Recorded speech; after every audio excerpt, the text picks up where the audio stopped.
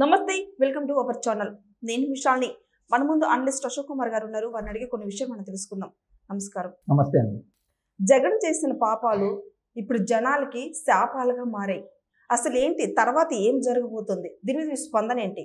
అంటే మీరు ఏ విషయం అడుగుతున్నారంటే, ఆయన చేసిన వాటిల్లో లాస్ట్ ఒక నెలలోనే మీరు ఏ న్యూస్ పేపర్ అయినా చూడండి బా, ఒక సాక్షి తప్ప కనీసం ఒక 100 పాపాలు కనిపిస్తూనే ఉంటాయి.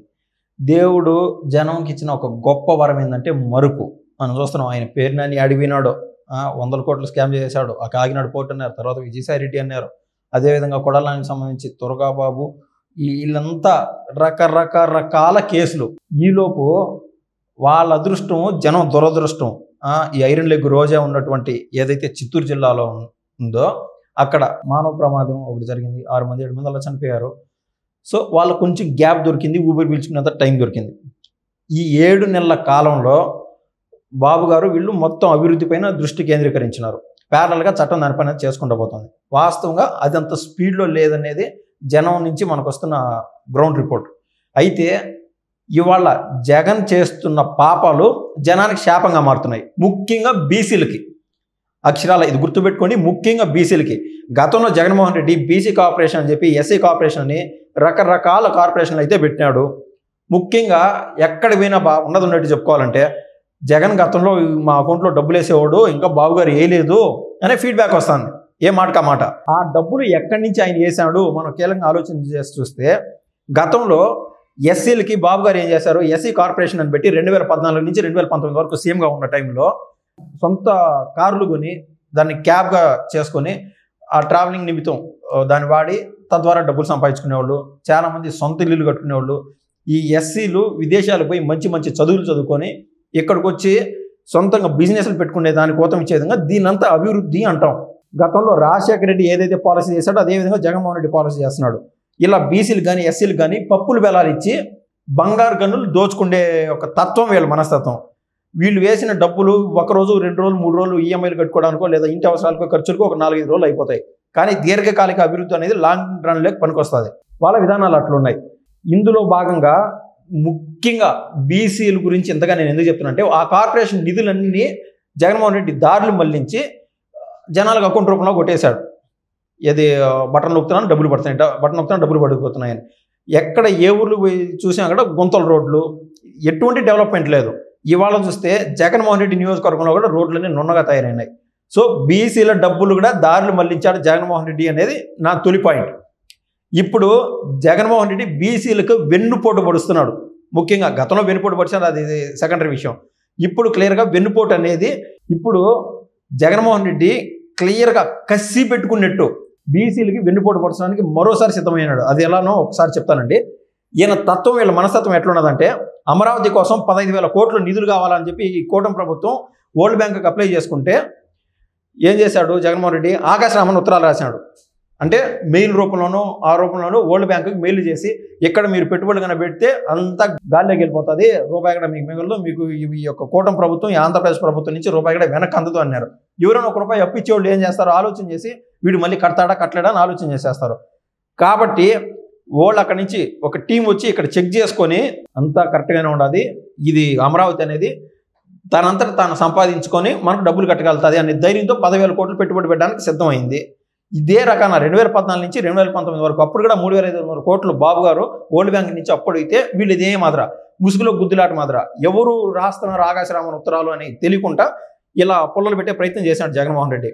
అదే కోవాలండి ఇప్పుడు దాకా. ఎందుకు ఎక్కడ ఏ కంపెనీతో ఎంఓయూలు చేసుకున్నారో ఈ కూటమి ప్రభుత్వం బయటికి చెప్పలేదంటే, వాస్తవంగా చెప్తున్న జగన్మోహన్ రెడ్డికి వణుకుతున్నారు ఈ కూటమి ప్రభుత్వం. వాళ్ళు ఏ కంపెనీలతో ఎంఓయూలు చేసుకున్నారో తెలిస్తే వీళ్ళు మళ్ళీ వాళ్ళని చెడగొట్టే ప్రయత్నం చేస్తారు. అన్ని ఇంటర్నేషనల్ కంపెనీలు అక్కడ వాళ్ళు ఎంఓయూలు చేసుకొని వచ్చింది కాబట్టి క్లియర్ కట్గా ఎంఓయూలు అన్నీ అయిపోయి వాళ్ళు పెట్టుబడులకి సిద్ధపడి మన రాష్ట్రానికి వచ్చినప్పుడు అన్నీ బయటికి చెప్పనున్నారు. ఇదంతా నేను ఈ ఉపోద్ఘాతం అంతా ఎందుకు చెప్పినానంటే, ఇప్పుడు నేను చెప్పే మ్యాటర్ మీరు వింటే స్టన్ అయిపోతారు. అది మొత్తం అమరావతి విషయమో లేకుంటే బాబు గారి విషయమో అనుకుంటే ఒక రకం నీకు బాబు గారి. కానీ ఇక్కడ అక్షరాల ఈ యొక్క బీసీలకు సంబంధించిన విషయం, గీత కార్మికులు అంటారు. ఏది తాటి చెట్లు వీటికి కళ్ళు తీస్తారు కదా, వాళ్ళని గీత కార్మికులు అంటారు. ఇప్పుడు నాగరికతలో భాగంగా పెరుగుతున్న సిటీస్ కానీ టౌన్స్ కానీ వీటిలో భాగంగా ఎక్కడికక్కడ చెట్లు కొట్టేవి పడుతున్నాయి. అక్కడి నుంచి కళ్ళు అనేది రావట్లే. ఒకప్పుడు కళ్ళు వినియోగం ఎక్కువ ఉండేది. కళ్ళు వినియోగం తక్కువైపోయినప్పుడు దానిపైన ఆధారపడి బతికే ఎవరైతే గీత కార్మికులు ఉన్నారో, ఈ బీసీలు ఉన్నారో వాళ్ళకు ఉపాధి అనేది కోల్పోయినారు. నారా లోకేష్ గారు యువగలం పాదయాత్రలో భాగంగా ఆయన పాదయాత్ర చేస్తూ ఉంటే గీత కార్మికులు వచ్చి, సార్ ఈ మాత్రం మేము ఇబ్బంది పడుతున్నాం సార్, మాకు కనీసం కొద్ది మేర ఉన్నాయి చెట్లు, ఏదైనా అక్కడి నుంచి కష్టపడి చెట్లకి ఈ యొక్క కళ్ళు మేము తీస్తే కొనే వాళ్ళు కూడా లేరు అని నారా లోకేష్ గారి దగ్గర వాళ్ళు అయితే బాధపడటం జరిగింది. అప్పటికప్పుడు ఆయన యువగలం పాదయాత్రలో ఆయన మాట అయితే ఇచ్చాడు, 10% మీకు రానున్న ప్రభుత్వంలో అంటే కూటమి ప్రభుత్వంలో మేము 10% ఈ యొక్క మందు సరఫరా ఏదైతే ఉంటుందో మద్యంకి సంబంధించి వాటిలో 10% షాప్స్ మీకైతే అలాట్ చేస్తామని నారా లోకేష్ గారు మాట ఇచ్చారు. ఆ మాట అయితే నిలబెట్టుకున్నారు. బాబు గారు కూడా ఆ మాట నిలబెట్టుకొని మొన్న ఏదైతే ఈ టెండర్లన్నీ పిలిచారో దాంట్లో 10% గీత కార్మికులకు ఇచ్చేసారు. 335 షాపులు మన రాష్ట్ర వ్యాప్తంగా గీత కార్మికులు అందినాయి. కొద్దిమంది అయినా సంతోషమే, గీత కార్మికులు అందినాయి కాబట్టి ఇది సాఫీగా జరుగుతూ ఉన్న విషయం.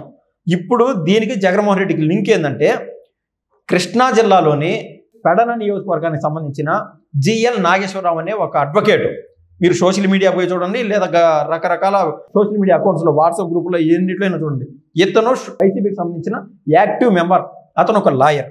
అదేవిధంగా ఓ మనోహర్ రెడ్డి అనే అనంతపూర్కి సంబంధించిన లీడింగ్ లాయర్. వీళ్ళిద్దరూ ఏం చేశారంటే ఢిల్లీలో కేసు వేశారు.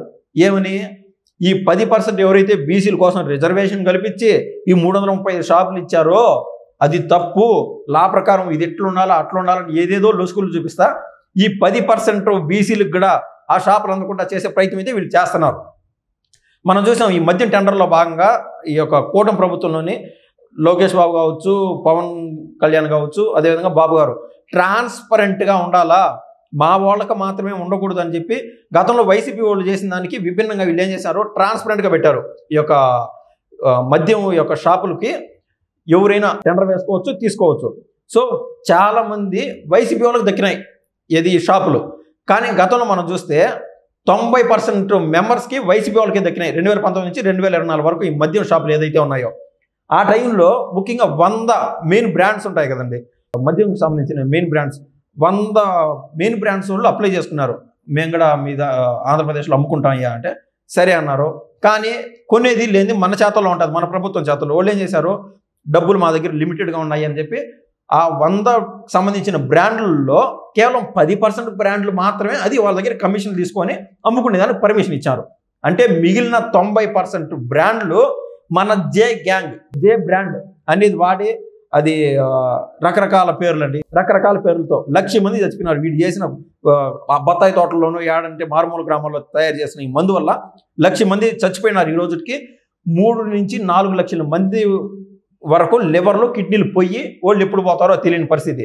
జగన్మోహన్ రెడ్డి ఈ మాదిర ఏది మళ్ళీ క్యాష్లెస్ ట్రాన్సాక్షన్స్ కదా ఎక్కడైనా దేశవ్యాప్తంగా ఇంత పెద్ద డైలీ 1000 కోట్ల పైన జరిగే ఈ యొక్క వ్యాపారంలో క్యాష్లెస్ ట్రాన్సాక్షన్ ఉండాల్సిన మన రాష్ట్రంలో ఏం చేశారంటే క్యాష్ ఇచ్చి మాత్రమే కొనాలా. అంటే ఈ డబ్బులంతా జగన్మోహన్ రెడ్డి ఖాతాలో పోయింది. అది మనం ముఖ్యంగా అర్థమవుతుంది. నువ్వు చేసావు, నువ్వు బతికేదో బతికినావు, డబ్బులు ఎంతైనా సంపాదించావు, అవినీతి పరంగా ఇవన్నీ సెకండరీ. ఇప్పుడు బీసీలకు సంబంధించి ఈ కూటమి ప్రభుత్వం మంచి పని చేస్తూ ఉంటే ఈ యొక్క వీళ్ళు ఏదైతే అవకాశం ఉన్నదో ఈ లాయర్ల ద్వారా చేసి ఈ యొక్క టెండర్లు క్యాన్సిల్ అయిపోయే విధంగా వీళ్ళు కోర్టులో కేసేస్తున్నారు. ఇది చాలా దుర్మార్గం, అన్యాయం. ఈ మాట ప్రతి ఆంధ్రుడి వరకు, ప్రతి బీసీ గుండి వరకు చేరాలనేది నా ఉద్దేశం అండి. ముఖ్యంగా మళ్ళీ వీళ్ళు ధైర్యం ఉంటే బయటకు వచ్చి బీసీల కోసం మేము అది చేసాం ఇది చేసామని చెప్పే ధైర్యం లేదు. వీళ్ళు ఏదైతే కోర్టులో కేసేసారో వీళ్ళు కోర్టులో కేసేసినారని ప్రతి ఒక్క ఆంధ్రుడికి చేరాలనేది నా ఉద్దేశం. బీసీల పైన వీళ్ళకి ఎంత ప్రేమ ఉండదో మచ్చుకి అంటే ఒక ఎగ్జాంపుల్, ఇది ఒక ఎగ్జాంపుల్ అని నేనైతే చెప్పగలను. Thank you. థ్యాంక్స్ అండి.